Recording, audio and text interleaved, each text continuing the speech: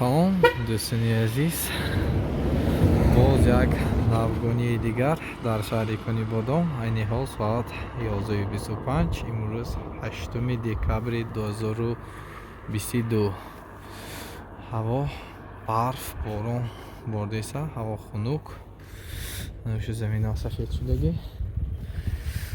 Ин камтар бошад ҳам навигарӣ пешкаши шумоён гардонида истодам. дӯстон, ба ҳамаи шумоён якҷоҳон ташаккури зиёд ки вақти худро дариғ надошта даромада тамошо карда истодед. Ин навгунӣ барои шумоён ҳаст дӯстон.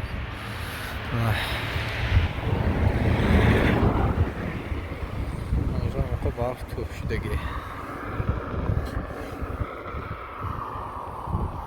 барф борсоз пага худо хоҳад об нашавад, агар боз наворба мегирем обязательно. Ба ҳамаи шумоён якҷаҳон ташаккур. Ҳаматон дар паноҳи худованди бузургбоштон ҳамеша худро эҳтиёт кунед.